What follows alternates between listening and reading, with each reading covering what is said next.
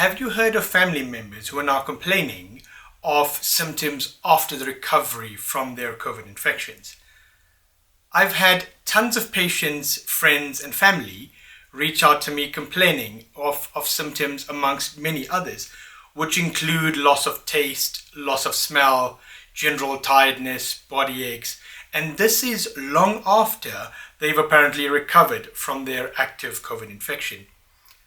Many are confused and worried. Am I still in the active phase of COVID? Am I still contagious, i.e., can I pass it on to other people? Most likely, these individuals cannot pass on the infection because the virus has probably left their body by that stage. And when we talk about these symptoms, we're referring to a period potentially of 4 weeks and more beyond the period which the person was in the active phase and symptomatic with their COVID infection.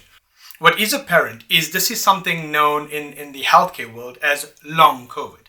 And this refers to long-term symptoms, impact, and in changes in the person after they've recovered from the COVID infection. And some of these symptoms have persisted for a long period.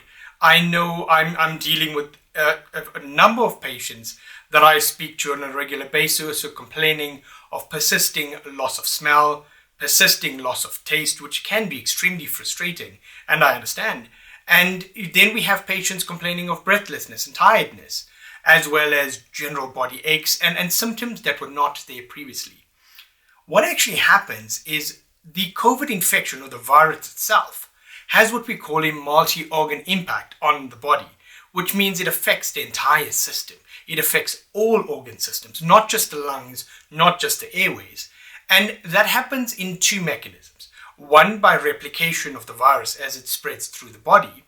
And two, as the body's immune system responds actively and aggressively against the viral infection and potentially subsequent other infections that may take place. This overreaction in many cases of the immune system is what can lead to many symptoms.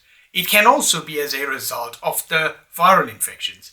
In a recent study in the UK, they've estimated more than 2 million patients have what is considered now as long COVID. But these studies are ongoing. What is apparent and what we do know as healthcare professionals is the long-term effects of COVID are still unknown. These long COVID symptoms are there. When a patient will recover, I don't know. And in all honesty, I don't know whether we can give you or your family members or anyone else that I'm consulting an exact answer. This is because we're still in early stages of recovery. And when I say early stages, it actually means we're very early compared to other infections that we've had, other healthcare concerns, because for those we've had a long period within which we can recover. With COVID, it's particularly different because we're in the middle of a pandemic.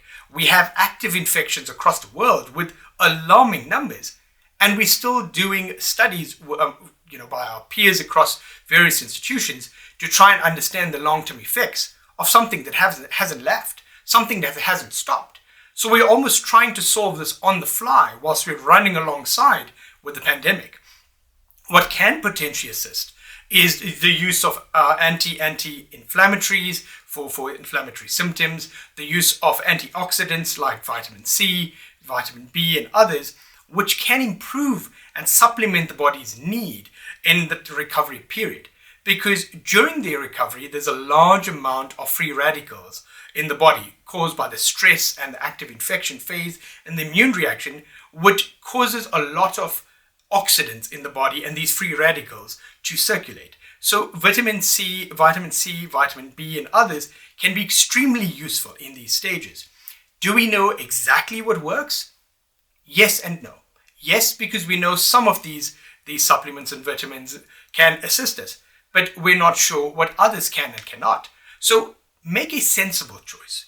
Don't take more than you think you need, but try and at least take some supplements to at least assist the body under its stress.